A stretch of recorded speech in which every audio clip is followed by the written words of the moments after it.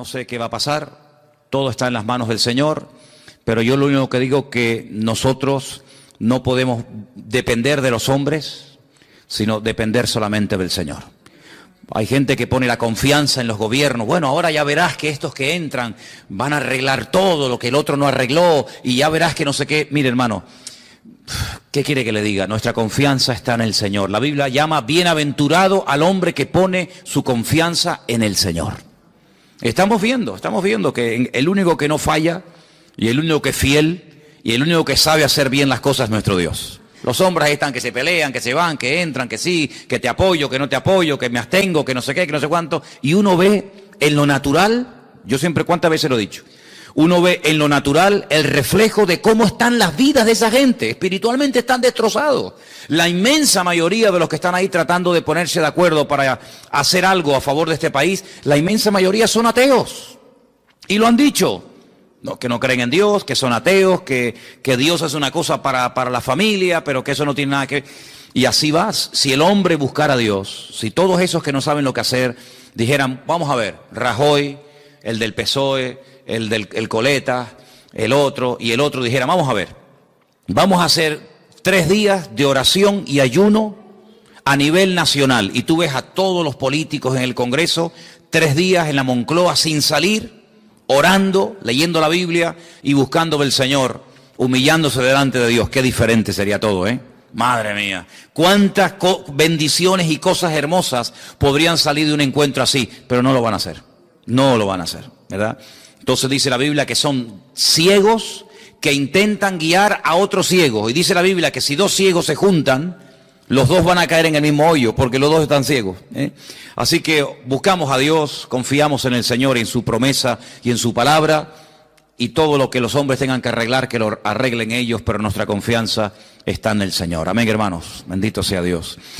Sabemos que el año pasado pasó algo tremendo, miles y miles de personas mayores, ya jubiladas, que tenían sus ahorros de toda la vida ahí metidos en el banco ya para retirarse y tener una jubilación tranquila. Resulta que desapareció el dinero y se esfumaron todos los sueños y la tranquilidad, la falsa tranquilidad que produce el dinero, porque no cabe la menor duda de que cuando uno tiene dinero y te sobra, pues en un momento determinado pues puedes tener una tranquilidad, ¿no? Decir, oye, pues tengo un dinerito y tal, y qué mal se pasa y qué mal cuando una persona ha ahorrado toda su vida y de repente los hombres se quedan con todos tus ahorros. Pero ahí hay una lección de que donde tenemos que hacernos tesoros es en el reino de Dios, porque los tesoros de la tierra se fuman, los tesoros de la tierra se volatilizan, son como neblina, hoy los tienes y mañana no los tienes. ¿Cuántas personas en este país hace 3, 4, 5 años atrás tenían trabajo, coches, casas, viajaban, compraban y no sé qué, y hoy en día están arruinados? No es que no tengan dinero, es que están arruinados con a veces hasta miles y millones de euros de deuda. Y uno dice, al final resulta que los que tenían tanto están peor que los que toda la vida hemos dependido el día a día del Señor. Porque yo he hablado con gente que ha tenido mucho dinero y están deprimidos, amargados, escondidos, en fin, lo han perdido todo. Y cuando uno ha estado arriba y de repente te lo quitan todo, no sabe adaptarse después a una vida, digamos, a una vida normal.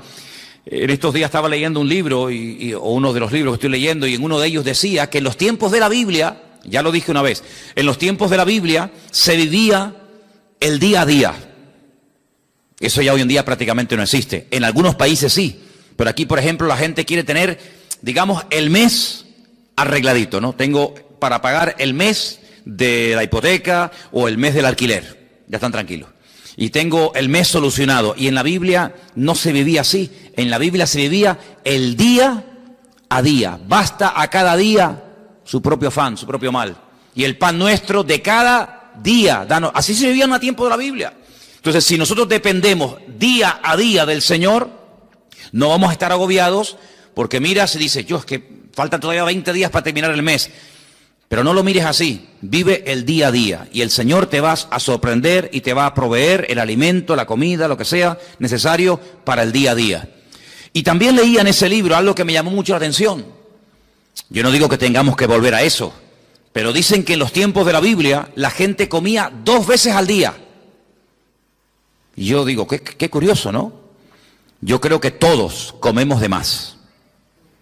Es decir, si nosotros ahora mismo nos quedáramos 15 días sin comer, seguro que nadie se moría. Hombre, fatiga tendríamos todo, a ver si me entiende. Pero seguro que con todos los michelines y con toda la grasa y con todo lo que llevamos dentro, pues en la Biblia se comía 2 veces al día y estaban contentos. Sin embargo, hoy en día, mínimo, 3, y como tengas chicos jóvenes, pues 4 o 5, ¿eh? Y como estés aburrido en casa, venga, y hay gente que cuando están ansiosos y están nerviosos les da por comer. ¿Qué te parece, amigo? Y a otros les da por comprar, y a otros les da por cualquier otra cosa. Qué diferente es la vida de un cristiano, amén, hermanos. Qué diferente tiene que ser nuestra vida, en medio de todo este caos y en medio de todo este lío. En fin, hermanos, hoy comencé a leer otra vez el precioso y maravilloso libro del Apocalipsis. Quiero llevarles a él. Está en el último libro de la Biblia. La palabra Apocalipsis es una palabra griega, no es una palabra española, aunque se emplea para películas y para títulos de novelas de Hollywood y todo esto. Pero la palabra Apocalipsis es una palabra griega que significa revelación, algo oculto que se da a conocer. En los tiempos de la Biblia, revelación era algo que no se podía ver, pero que había un momento en el que Dios permitía que se pudiera ver o entender pues lo que estaba oculto a los ojos naturales. Por ejemplo, cuando se cogían los rollos, no eran libros, sino eran pergaminos, eran rollos, y cuando se abrían los rollos, ese acto de desenrollar el rollo, el pergamino para leerlo, a ese acto se le llamaba revelar, porque era algo que estaba oculto, no era como hoy en día. Yo veo que muchos de ustedes, y espero que todos, tengan su Biblia particular. Entonces lo que yo voy a leer hoy, usted en su casa lo puede leer cuando quiera, porque hoy en día todos tenemos Biblia. Por ejemplo, una de las cosas que quiero hacer este año, ya se lo anticipo, y estoy moviéndome un poquito y tengo que hablar con Margarita y tal, es hacer una campaña de distribución de Biblias. Por ejemplo, a mí me encantaría que este año nos pusiéramos todos de acuerdo y pudiéramos decir, vamos a repartir a lo largo del año, por ejemplo, por poner algo, 1000 Biblias. Entre los hermanos del norte y nosotros vamos a ponernos de acuerdo y distribuir 1000 Biblias. Entonces hoy me dio por meterme en internet y vi que hay Biblias enteras, del Génesis hasta el Apocalipsis, por $2.50.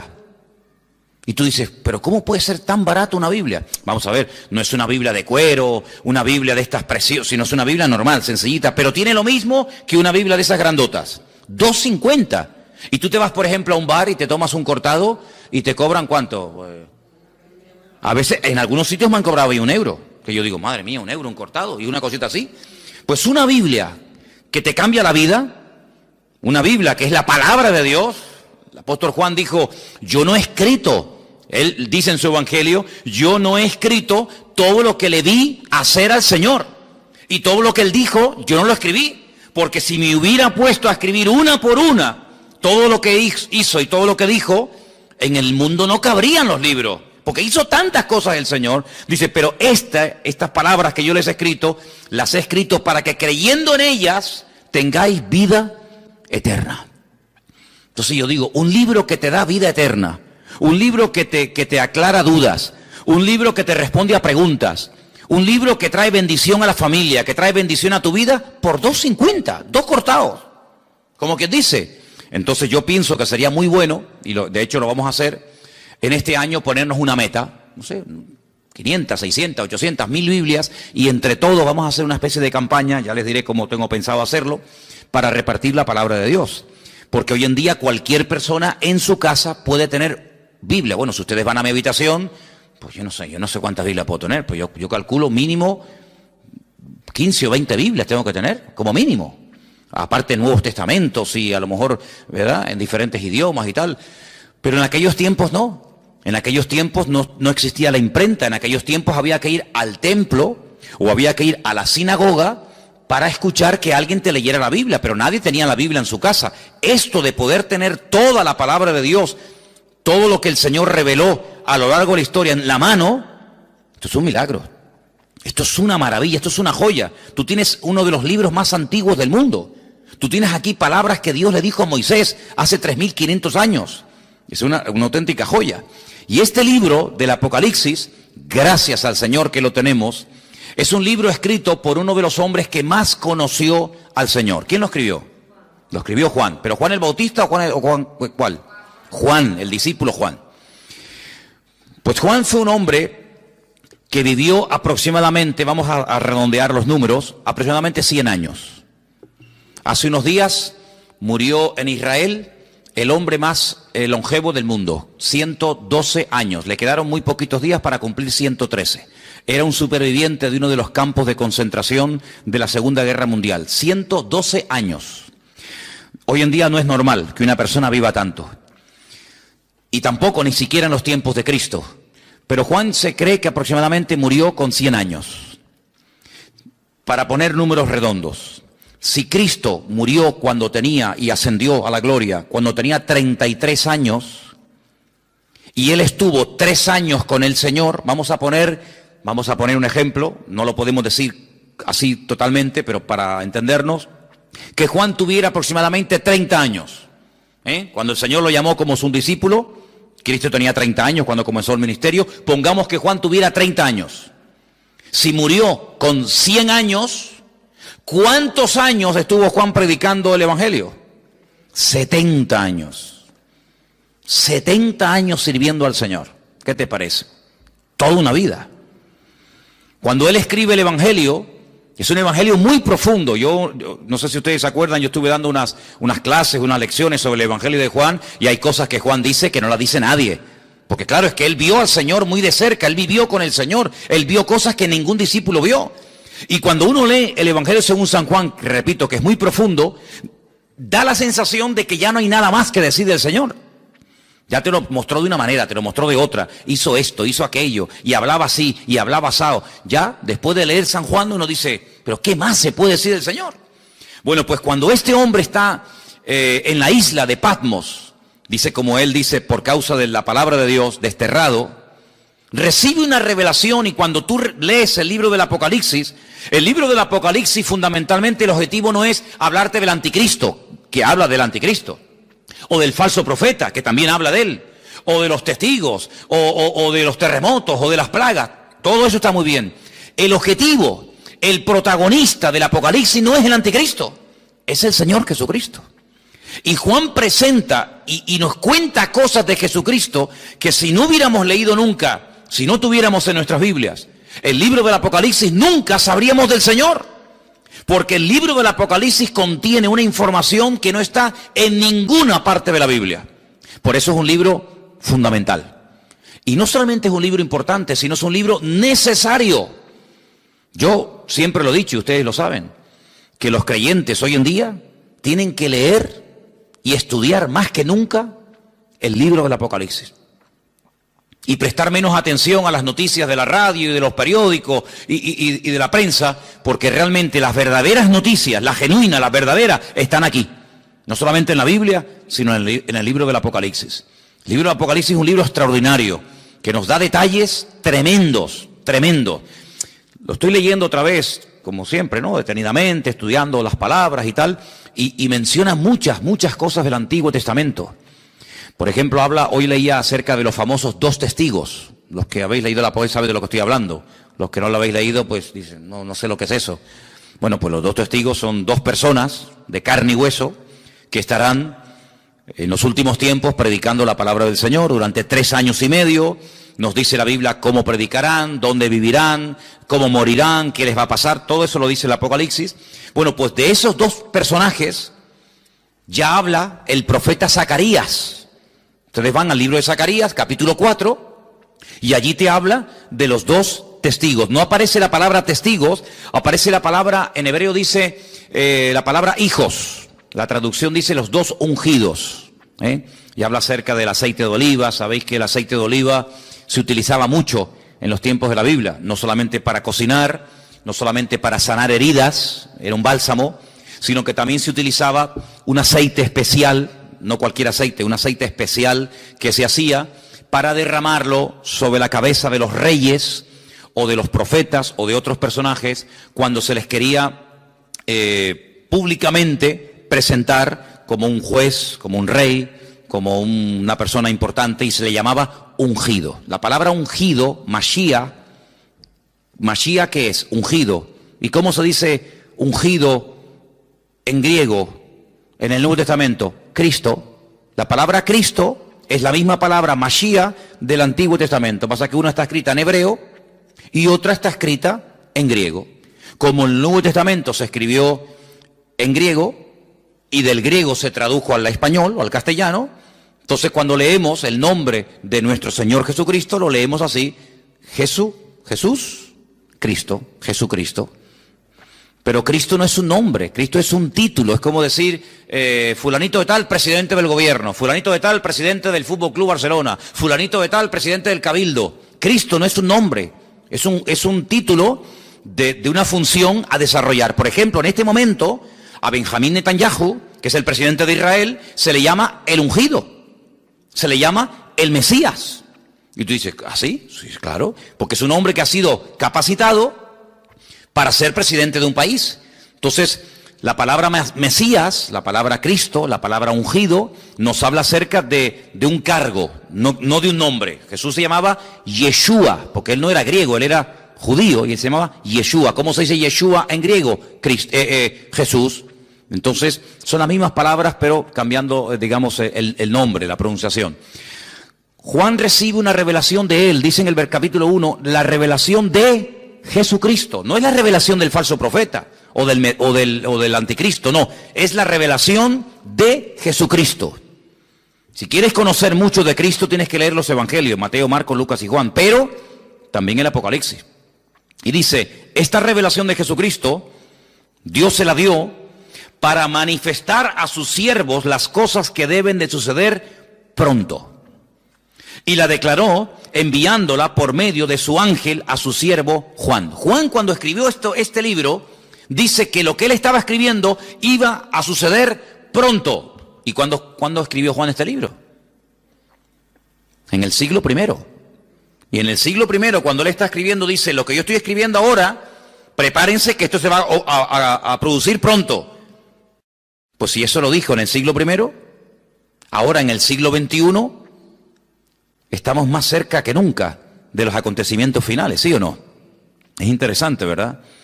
Dice que ha dado testimonio de la palabra de Dios y del testimonio de Jesucristo y de todas las cosas que ha visto. Y ahora fíjate, es uno de los pocos libros, o prácticamente el único libro de la Biblia, que contiene una bienaventuranza para el que lo lee. La Biblia no dice, bienaventurado el que lee el libro del Génesis, que es una bendición leer el Génesis, ¿verdad? O bienaventurado el que lee el libro de Romanos. No, pero el Apocalipsis sí. Dice, bienaventurado el que lee, los que oyen las palabras de esta profecía y guardan las cosas que en ellas están escritas, porque el tiempo está cerca. Es decir, que por leer el libro usted ya es bienaventurado. Por escuchar, por oír las palabras de este libro, usted ya es bienaventurado. Y si encima de leerlo, y si encima de oírlo, además usted lo cumple y lo guarda, triplemente bienaventurado. ¿Qué significa la palabra bienaventurado? Viene de una palabra hebrea que significa, es ashirei, que significa rico. La palabra rico está entroncada con la palabra bienaventurado. Un bienaventurado, espiritualmente hablando, según el concepto bíblico, es una persona rica, espiritualmente hablando. La riqueza bíblica espiritual no tiene nada que ver con la riqueza material, ¿vale?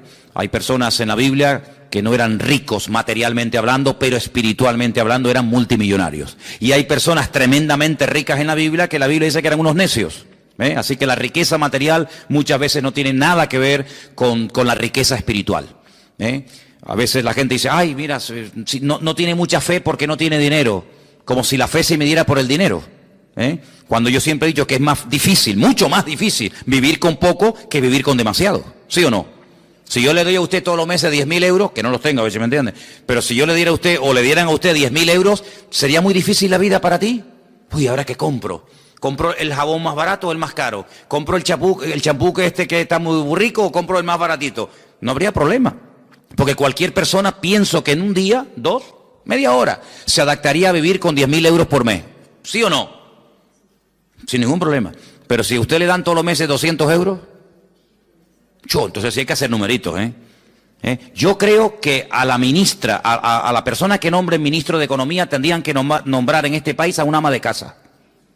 No a un político de estos que le van a dar 10.000 euros por mes. Eso lo hace cualquiera, no. Tendrían que nombrar a una ama de casa, una mujer que tiene un sueldo pequeñito, que saca a los hijos adelante. Yo nombraría de ministra de Finanzas o de, ¿cómo se llama?, de Economía en este país, a una ama de casa, porque esas sí que saben administrar el dinero. Esas sí que saben que el marido le da tanto dinero y le llega. Esos son. Aquí hay un montón de ministras de Economía y pasa que no las reconocen, ¿no? Bueno, pues Juan está allí en la isla de Patmos y uno dice, bueno, ¿y qué hacía allí Juan? Si Juan vivía en Éfeso. Ustedes saben que cuando el Señor Jesucristo estaba en la cruz, le dijo a Juan que se encargara de su madre, porque Cristo iba a morir, y entonces María, según la tradición cuenta, pues resulta de que se fue a vivir con Éfeso y allí estuvo con el apóstol Juan. Pero Juan fue el único discípulo que murió de muerte natural, porque Cristo tenía 12 discípulos, uno se ahorcó, ¿sabéis, no? ¿Quién fue? Judas se ahorcó, se quitó la vida. Los otros murieron como mártires, unos crucificados, unos quemados, etcétera. Pero Juan, fue el único que murió de muerte natural. Y no es porque no quisieran matarlo, sino porque todo lo que hacían para matarlo no salía bien. Entonces los romanos decidieron ya tirarlo en la isla de Patmos, que la isla de Patmos es como la isla de Lobos, una isla de piedra, sin agua, sin nada. Allí lo botaron como un perro para que se muera de hambre. Dice que había unas canteras que mandaban a los presos a trabajos forzados y al que mandaban a Patmos de allí no volvía. Es como el que mandaban, yo que sé, antiguamente a las Guayanas, los franceses y toda aquella cosa, ¿no? Sin embargo, fue allí donde el Señor se le presentó y donde el Señor le dio un mensaje para todas las congregaciones de Asia Menor. ¿Asia Menor qué es en la Biblia? Cuando se dice de Asia Menor era Turquía, hermano, ese país que está medio en Asia, medio en Europa. Un país que tiene más de 90 y pico millones de habitantes, un país musulmán. Allí en Turquía era donde estaban las famosas 7 iglesias del Apocalipsis, Éfeso, Esmirna, Pérgamo, Tiatira, la Odisea, Sardis. Entonces vamos a leer en el versículo 4, porque dice, Juan, a las 7 iglesias que están en Asia, gracia y paz a vosotros, del que es, del que era y del que ha de venir, y de los 7 espíritus que están delante de su trono, y de Jesucristo, testigo fiel, primogénito de los muertos, el soberano de los reyes de la tierra, al que nos amó y nos lavó de nuestros pecados con su sangre, y nos hizo reyes y sacerdotes para Dios su Padre. A Él sea la gloria e imperio por los siglos de los siglos. Amén. He aquí que viene con las nubes. ¿Quién? El Señor. Viene otra vez, Pero algunos dirán, pero no vino ya. Sí, ya vino, pero vino a morir. Vino como cordero sufriente. Vino para derramar su sangre por los pecadores. Pero ahora viene otra vez, pero no en relación con el pecado. Viene como rey triunfante, viene a establecer su reino sobre la tierra. Y dice que en esta ocasión todo ojo le verá. Oye, esto es tremendo, ¿eh? ¿Qué significa todo ojo le verá? Que todo ojo le verá. Que todo el mundo le va a ver cuando venga. En la primera venida no todo el mundo lo vio.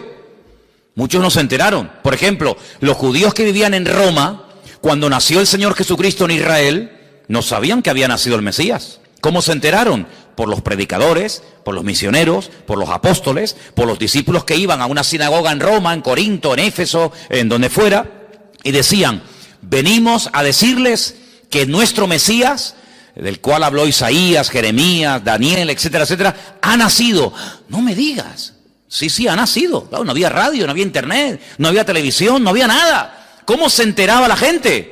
A través de los predicadores. Ahora se dan cuenta ustedes lo importante que era predicar. Por eso dice Pablo, ¿y cómo van a creer si no hay nadie quien les predique?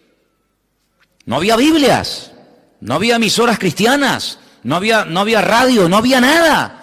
Entonces, qué importante era que los hombres fueran por todas las naciones diciendo que ha venido, que ha nacido, y no me diga, y mira, y sanó a los enfermos, y resucitó a los muertos, y murió en la cruz, y resucitó al tercer día. Y claro, para ellos era una gloria. Pero en esta ocasión no va a haber esa ignorancia, sino que en esta ocasión dice la Biblia, categóricamente, todo ojo le verá. Todo el mundo, cuando el Señor venga por segunda vez, todo el mundo se va a enterar.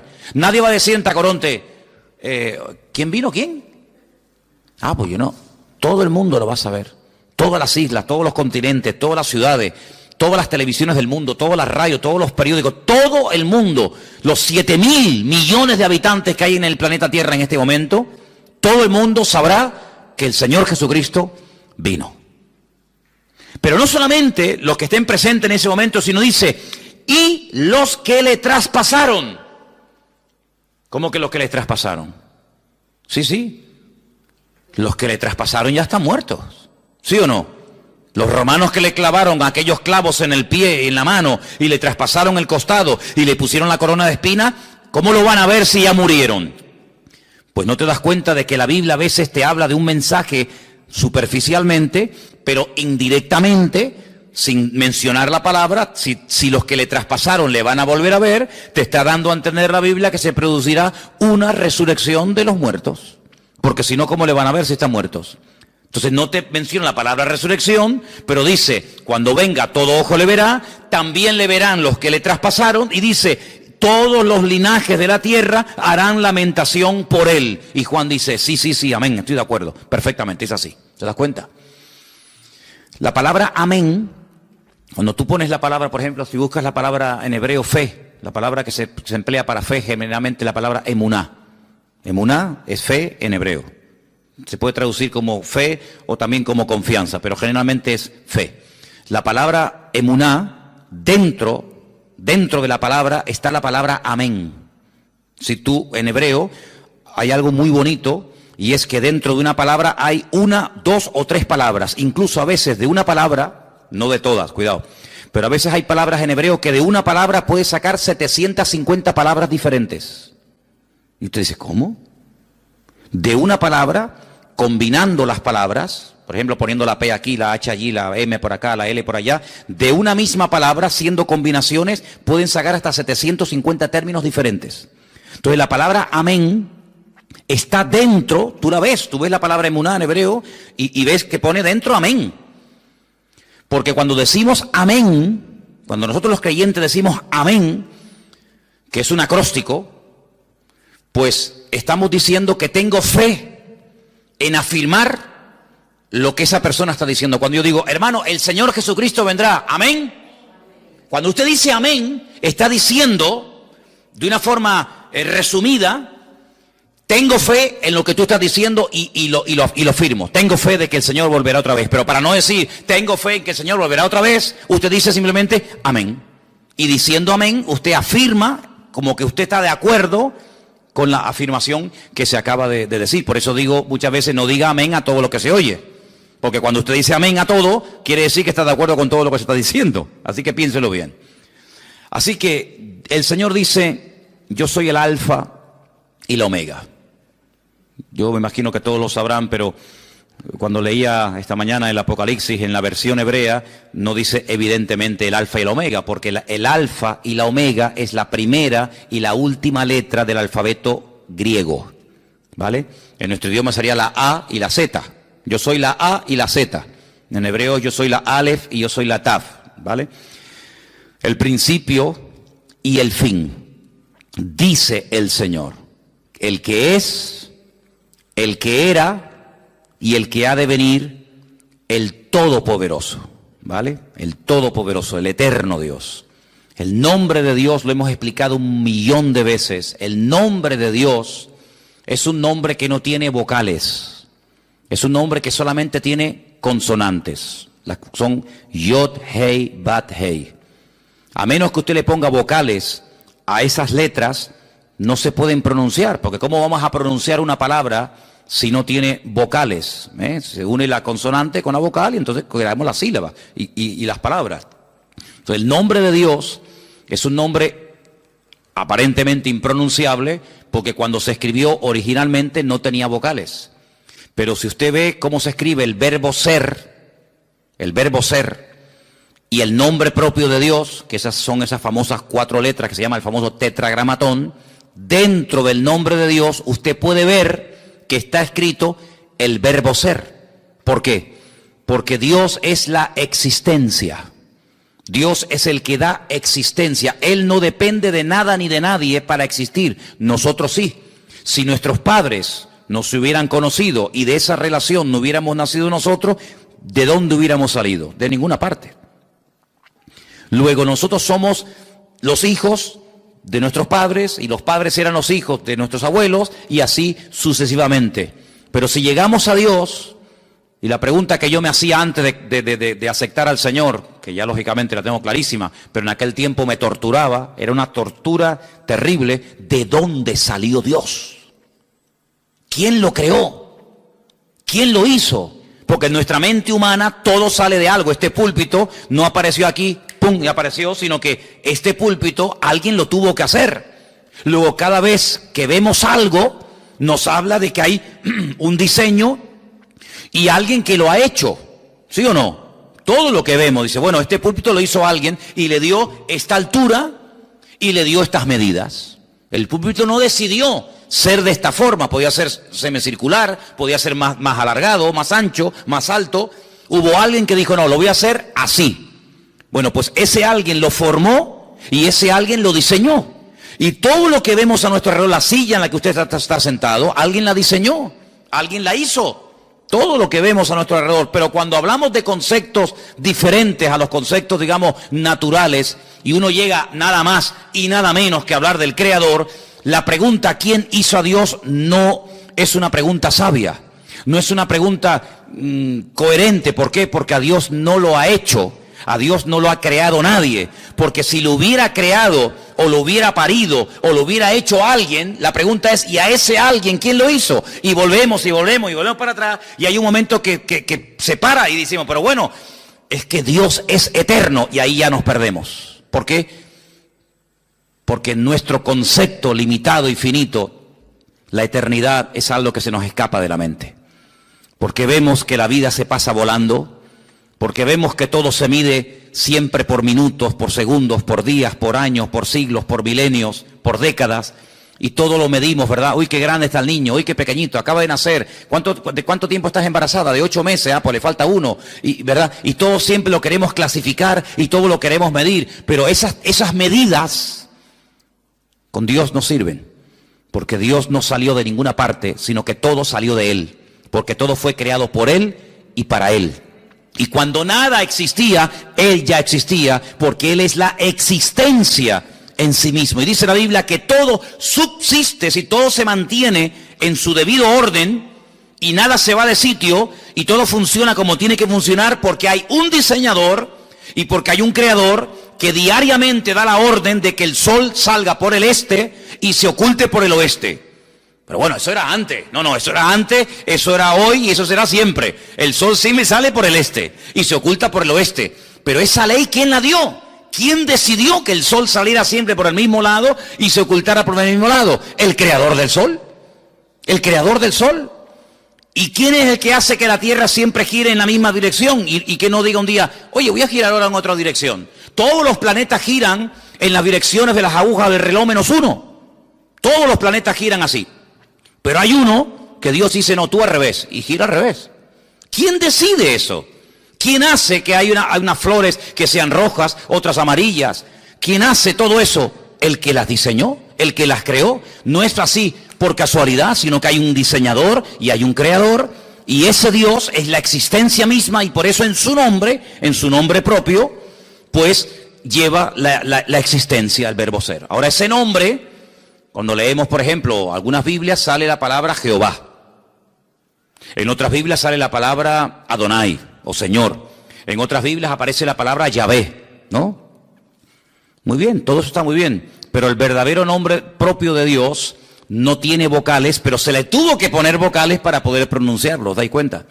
Y ahora, ese Dios creador, ese Dios diseñador, que es uno, Dios es uno, dice la Biblia, ese Dios amó tanto al mundo que dice que salió de él su Hijo unigénito, que al mismo tiempo su Hijo es el mismo.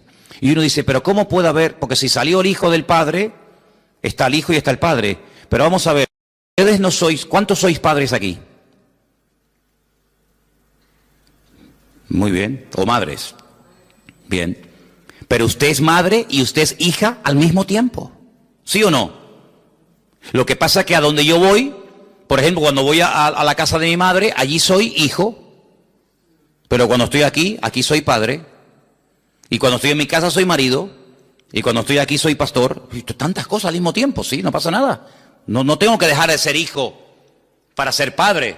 Puedo ser hijo y padre al mismo tiempo, y abuelo, y bisabuelo, abuelo por el camino que llevamos. Pero bueno, se puede ser muchas cosas al mismo tiempo, ¿sí o no? Pues Dios no tiene ese problema. Dios no tiene ese problema. Entonces, su hijo viene al mundo en forma humana. Claro, tuvo que venir en forma humana. Y por eso necesitó, pues, un estuche, un instrumento humano, como fue su madre. Y entonces, cuando él viene a este mundo y hace su obra, hace su ministerio, se registra en los evangelios su ministerio, pero hay muchas cosas que el Señor todavía no ha hecho. Hay muchas cosas, muchos cambios, muchas maravillas que tienen que ocurrir en la creación, en la naturaleza, en la raza humana, que no están en los evangelios. ¿Y a quién y dónde le reveló el Señor lo que todavía a él le queda por hacer? A Juan, en la isla de Patmos, a través del libro del Apocalipsis. Y esa información no era una información codificada, No sé cuántos de ustedes se acuerdan que antes el Canal Plus estaba codificado. ¿Se acuerdan? Y si no tenías el descodificador, pues no veías la película o el partido de fútbol. Te hacía falta un aparato para descodificar una señal que tú en abierto no tenías. Bien, el libro del Apocalipsis no es un libro codificado, de tal manera que tú lo lees y dices, yo no entiendo nada. No, un momento.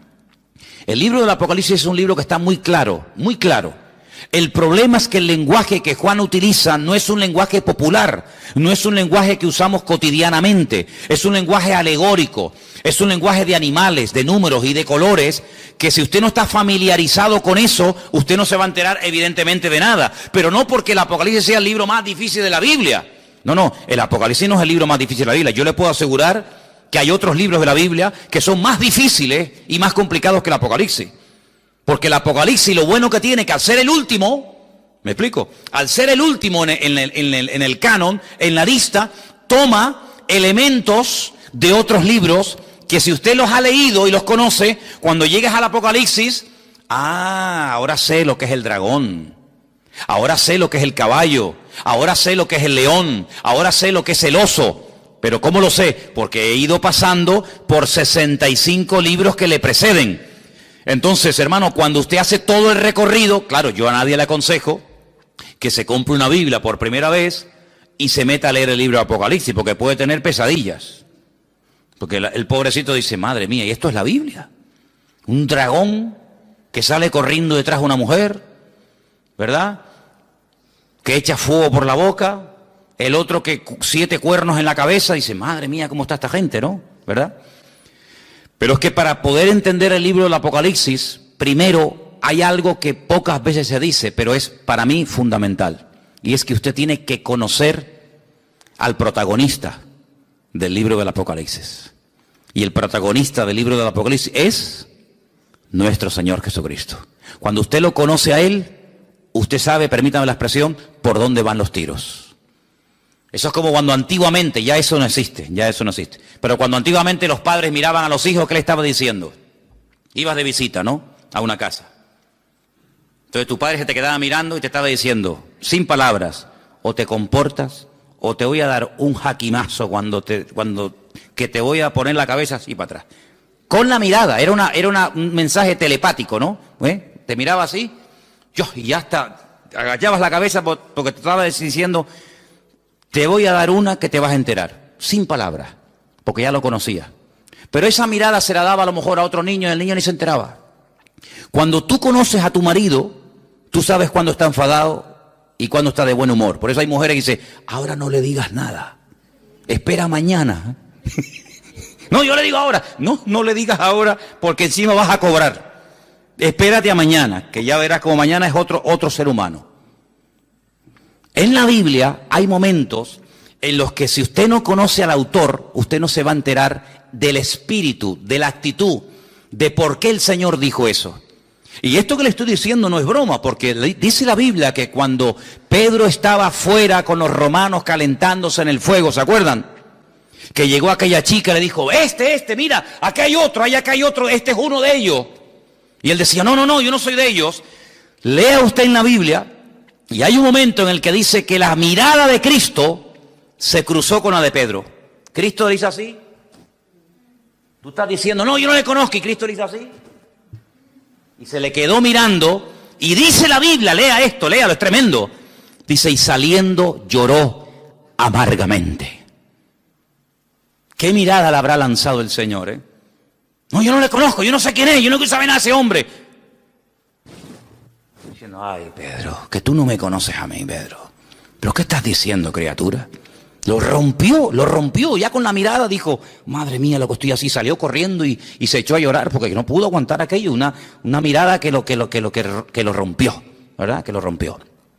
Entonces, cuando uno va al libro de Apocalipsis, uno puede leer comentarios y puede preguntar a este y al pastor tal, y puede leer, pero si tú no conoces al autor, el libro te va a sonar a chino. Y que yo sepa aquí, nadie sabe hablar chino. Pero cuando tú conoces al autor, tú captas y lo ves al Señor por todas partes. Porque te vuelvo a repetir, el objetivo del Apocalipsis no es levantar y el protagonista, el anticristo, el falso. No. El protagonista del libro del Apocalipsis es el Señor Jesucristo. Y todo lo que pasa, todo lo que ocurre, las tragedias, los terremotos, las catástrofes, las guerras y esto y aquello, todo siempre apunta a un objetivo, y es que el hombre reconozca que el Señor Jesucristo viene pronto. Te habla de una manera, te habla de otra forma, te habla por aquí, te habla por allá, para que el hombre entre en razón y para que el hombre entienda que no puede hacer con su vida lo que le da la gana, para que el hombre entienda que no es dueño de sus actos. Cuando nosotros creemos que somos dueños de nuestros actos, nos estamos proclamando como si fuéramos dioses. Yo hago lo que me da la gana. A mí nadie me tiene que decir nada. Es como si tú fueras Dios, porque a Dios nadie le tiene que decir nada. Pero cuando tú actúas así, estás actuando como si tú fueras Dios. A mí nadie me tiene que decir nada. Pero ¿cómo que nadie nos tiene que decir nada? Claro que nos tienen que decir muchas cosas. Entonces, en el libro del Apocalipsis, Juan, a un viejito de 100 años, que lleva 70 años predicando el Evangelio, le dice, Juan, escribe, ponte a escribir lo que vas a ver, lo que ya has visto y lo que te voy a contar. Y entonces él empieza a escribir y a escribir y a escribir cosas tremendas.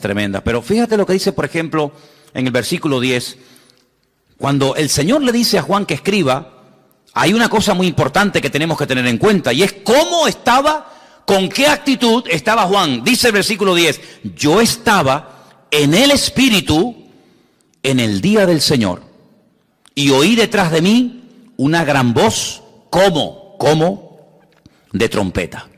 Juan no estaba despistado, Juan no estaba quejándose, Juan no estaba con una mala actitud, sino Juan dice que estaba en el Espíritu. Y eso es muy importante. ¿Cuántas veces me habéis oído a mí decir que la actitud marca la diferencia? ¿Sí o no?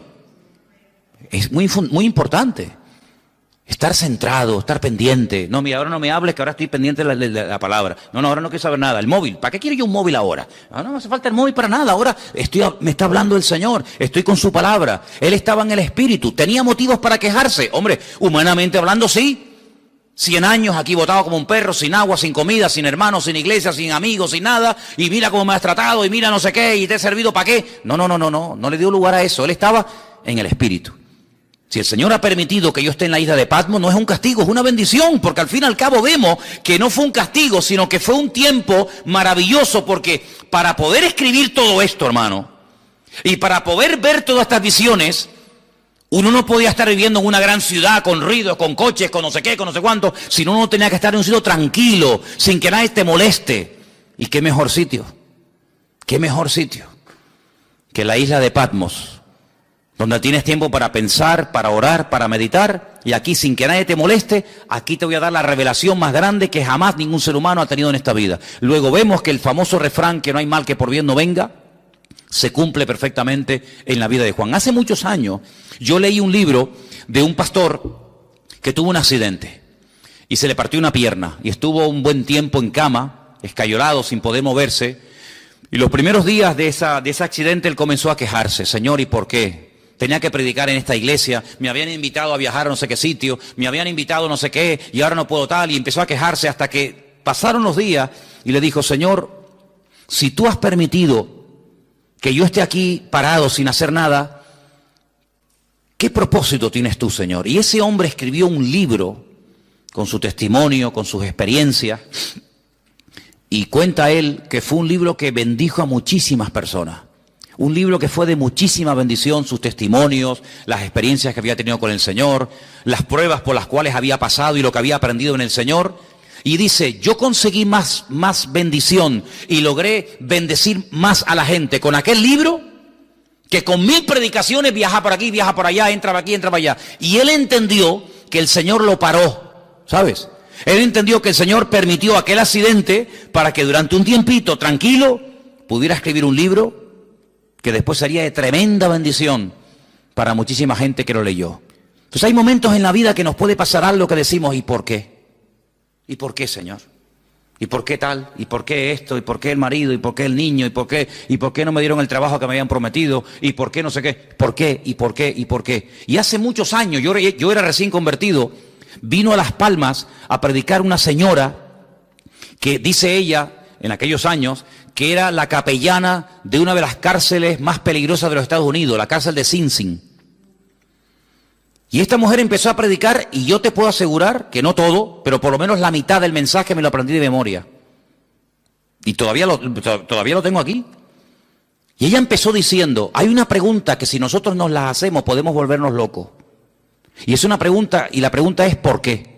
Y sobre esa pregunta ella basó su mensaje. Y a mí se me quedó tan grabado aquello, y ella hablaba acerca de lo peligroso que es cuando nos pasa algo en la vida, entrar a pelearnos con Dios, y por qué no sé qué, y por qué no sé cuándo, y por qué. Yo creo que nosotros ahora que hemos ya comenzado un poquito a levantar vuelo y a entender y a conocer un poquito más al Señor, vamos a cambiar la pregunta. Vamos a dejar el por qué. ¿Por qué? Dios lo sabe. Vamos a preguntarle otra pregunta al Señor. Vamos a hacerle esta pregunta. ¿Para qué? El por qué no me interesa. Porque si yo soy cristiano, mi vida está en las manos del Señor, y el Señor ha permitido esta situación, Él sabrá por qué la ha permitido. Los que amamos a Dios, ¿qué dice? Todo ayuda para bien. Luego, el por qué no me interesa. Mi Dios sabe lo que hace conmigo, pero ¿para qué has permitido esta situación? Entonces, cuando comenzamos a indagar y a orar y diligentemente le preguntamos ¿para qué? El Señor nos va a dar muchas respuestas. ¿Para qué me has traído a Patmos? ¿Para morirme de hambre? No te vas a morir. Porque ¿quién te trajo a Patmos? ¿Los romanos o lo permití yo? ¿No se acuerdan ustedes un día en la cárcel en Israel que estaba Pablo? Y dice la Biblia que el Señor se le presentó y le dijo, Pablo, escucha bien, tú has dado testimonio de mí aquí en este país. En todo Israel te conocen. Todas las sinagogas del país te han oído. Eres un rabino famoso. Eres uno de los mejores discípulos de un tal Gamaliel, hijo de Gilel, uno de los mejores rabinos de toda la historia. Pero ahora es tiempo de que salgas de tu tierra y te vayas a Roma. Y quiero que allí en Roma prediques mi palabra. Pero si estoy preso y tú me dices que me vaya a Roma, ¿cómo me voy a ir si no me van a dejar salir? Estoy encadenado. Pero Pablo, escucha una cosa, tú eres ciudadano romano, no te olvides. ¿Y? Mañana cuando te saquen y te hagan el juicio, cuando te vayan a interrogar, tú vas a decir que tú como ciudadano romano, tú tienes el derecho que no todo el mundo tiene de apelar al César. Es decir, yo quiero que me juzgue, que mi juez sea el mismísimo César. Tú lo puedes pedir porque tú eres ciudadano romano. Entonces cuando él sale de la cárcel por la mañana, lo van a interrogar. Ese un momentito, quiero decir algo. ¿Qué quiere decir usted? Yo apelo al César. Quiero que el César sea mi juez. Claro, este que es un juez inferior dice, pues entonces si usted ha apelado al César, no te preocupes que usted irá al César. Llévenselo. Lo montan en un barco, ¿quién? Los romanos, y lo llevan a Roma. No fue por el camino y porque me llevan a Roma, no, porque el Señor quiere llevarme a Roma, pero como yo no estoy libre ahora, que me puedo comprar el pasaje, ir a donde quiera, pues le doy la vuelta a la tortilla. Y en vez de utilizar mi libertad, uso mi, entre comillas, encarcelamiento, pero ahora ellos me van a pagar el pasaje. No me voy a pagar ni el pasaje. Me van a pagar ustedes el pasaje, me van a pagar ustedes la comida y me van a llevar al mismísimo César de Roma. Pero ¿quién va a ir a darle testimonio al César de Roma? ¿Quién? ¿Uno por la calle? No. O un preso o uno que pertenezca a la corte de Roma. Entonces, si no eres de la corte de Roma, pero eres un preso con ciudadanía romana, tienes derecho a que te juzgue el César de Roma. ¿No os dais cuenta que todo ayuda para bien? ¿Dónde nació Pablo? En Tarso. ¿Qué era Tarso? Una pequeña colonia romana. Y dice que las personas que estaban allí, a través de su padre, él obtuvo la ciudadanía romana. ¿Quién sabe si en algún momento Pablo, como judío fanático que era en aquel momento, habrá dicho, ¿y yo para qué quiero la ciudadanía romana? ¿Yo para qué quiero ser romano? Ahora no lo entiende. Estos asquerosos romanos, este imperialismo que ha venido aquí a dominar nuestra tierra. Sí, pero estos, el día de mañana van a ser el instrumento que Dios va a utilizar para llevarte nada más y nada menos que a Roma, al hombre más poderoso de la tierra. Y allí fue. Entonces no nos damos cuenta de que la vida es como un gran puzzle, como un gran rompecabezas, donde tú miras para atrás y dices, ahora entiendo aquello y esto y lo otro, y por qué se conoció este, y por qué pasó esto. Y entonces si tú te dejas llevar por el Señor, te vas a dar cuenta de que Juan lo llevaron los romanos, pero porque en el fondo el Señor quería que Juan estuviera en la isla de Patmos, y allí tranquilito, sin que nadie te moleste, vas a recibir la revelación más grande que jamás has recibido en tu vida. Pero escucha bien esto, hermano, porque vamos terminando, para no alargar demasiado. Antes de darte revelación para otros, y antes de darte mensaje para iglesias, y para pastores, y para otras personas, el primero que tiene que recibir el mensaje eres tú. Porque la tendencia de que siempre tenemos algo que decirle a fulano o a mengano, yo no digo que esté mal, pero el primero que se tiene que aplicar el mensaje es el que lo da. Luego, yo te voy a dar mensaje para la iglesia de Éfeso, mensaje para la iglesia de Tiatira, mensaje para la iglesia de la Odisea, etcétera, etcétera. Pero el primero que tiene que verme a mí eres tú. Porque si tú le dices a los demás qué hacer, pero tú no lo haces, entonces no estás viviendo el mensaje. Y eso es algo que tenemos que tener muy claro en la vida. Primeramente, aplicarnos la palabra.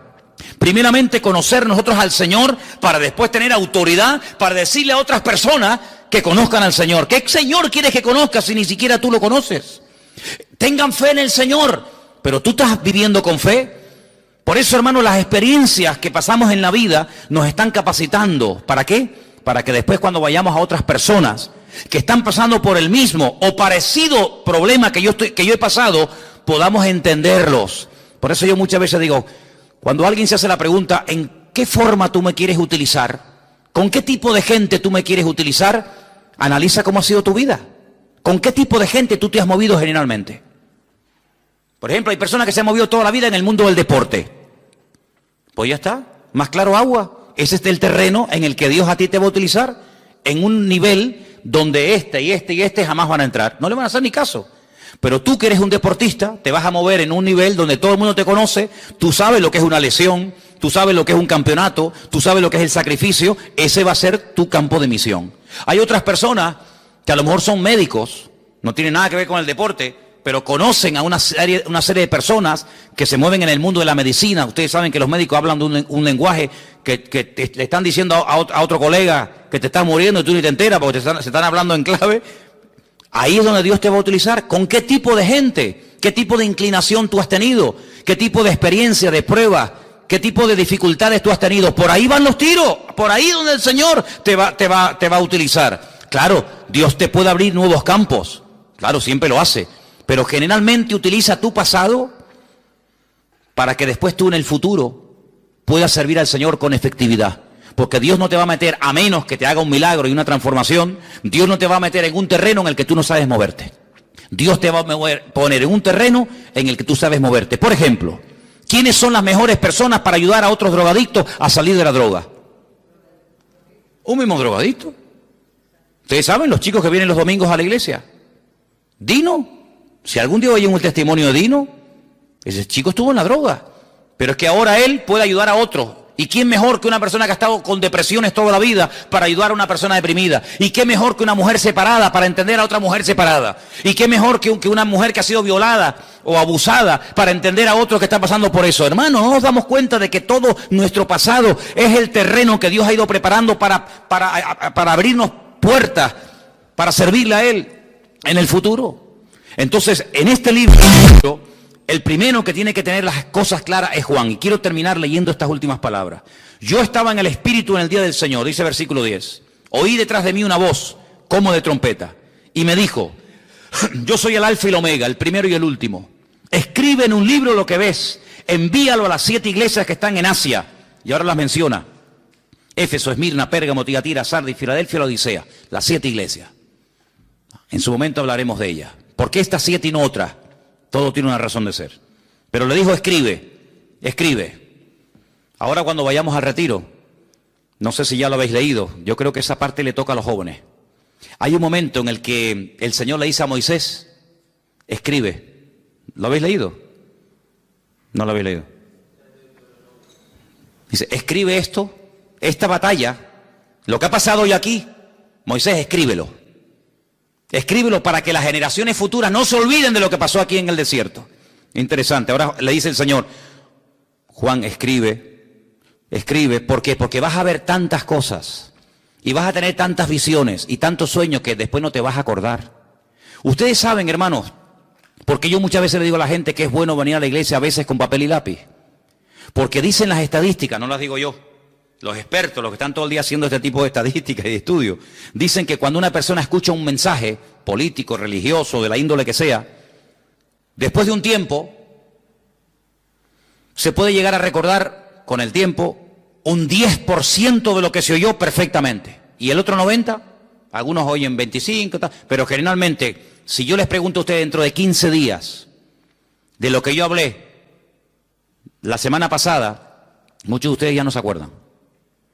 ¿Quién es el que más se acuerda? El que lo dijo. Yo me acuerdo de los mensajes que yo he dado porque yo utilizo no solamente el haberlo estudiado, sino el haberlo dado, entonces me lo sé. Pero el que lo oyó, solamente el 10%. Pero fíjate cómo se dispara la estadística. Si una persona está escuchando una lección de un maestro, de un pastor o de quien sea, y escribe, automáticamente pasa del 10 al 80%. Es decir, usted me está escuchando a mí ahora. Si yo le pregunto a usted dentro de 3 días de acordarse, porque además lo tiene escrito, que si solamente lo hubiera oído. Entonces, Juan, tú vas a ver lo que yo te voy a decir de los 2 testigos. Nadie ha escrito de los 2 testigos, nadie sabe nada de esto. Yo te voy a hablar de los 144.000 sellados.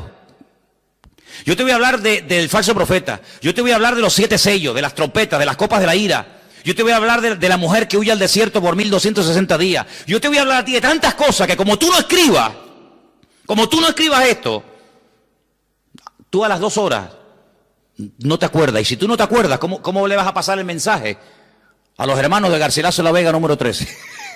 Imposible. Entonces, ponte a escribir, Juan, ponte a escribir, porque lo que se escribe ahí queda. Y entonces dice que cuando él se vuelve para ver la voz del que hablaba con él, cuando se volvió, dice que vio 7, quédese con este dato, 7 menorás, 7 candeleros de oro, 7. Y en medio de los 7, a uno semejante al Hijo del Hombre, vestido de una ropa que le llegaba hasta los pies, y iba ceñido por el pecho con un cinturón de oro. Jesús nunca lo había visto, Juan, así, nunca lo había visto. Su cabeza y sus cabellos eran blancos como lana, como blanca lana, como nieve. Sus ojos como llama de fuego, sus pies semejantes al bronce bruñido, refulgente como en un horno. Su voz como estruendo de muchas aguas. Tenía en su diestra 7 estrellas, y de su boca salía una espada aguda de 2 filos, y su rostro era como el sol cuando resplandece en su fuerza. Cuando le vi, caí como muerto a sus pies. Esto nunca le había pasado a Juan. Juan nunca se había caído. Ese día sí. Caí como muerto a sus pies, y él puso su diestra sobre mí y me dijo, no temas, yo soy el primero y el último, el que vivo. Estuve muerto, mas he aquí que vivo por los siglos de los siglos. Amén. Y tengo las llaves de la muerte y del Hades. Escribe las cosas que has visto, las que son y las que han de ser después de esta. Y ahora le explica algo. El misterio de las 7 estrellas que has visto en mi diestra y de los 7 candeleros de oro, pone, las 7 estrellas son los ángeles los ángeles de las 7 iglesias, y los 7 candeleros que has visto son las 7 iglesias. Y a partir de ahora, él comienza a recibir un mensaje para cada una de estas congregaciones, que ya en su momento lo analizaremos. Solamente lo que les pido es que lo lean, capítulo 3 y 4 de Apocalipsis, muy sencillito, y van a disfrutar una barbaridad, porque este libro como nunca antes se tiene que predicar en las iglesias. Los pastores tienen que hablar más del Apocalipsis, caramba, y se habla muy poco. A veces hay pastores que me han dicho a mí personalmente, es que yo no puedo predicar el Apocalipsis porque yo no lo entiendo. Pues póngase a estudiar, estudie, prepárese, porque estamos en los tiempos del Apocalipsis. Estamos en unos tiempos difíciles donde las cosas están ocurriendo y los cristianos tienen el derecho de saber por dónde van los tiros.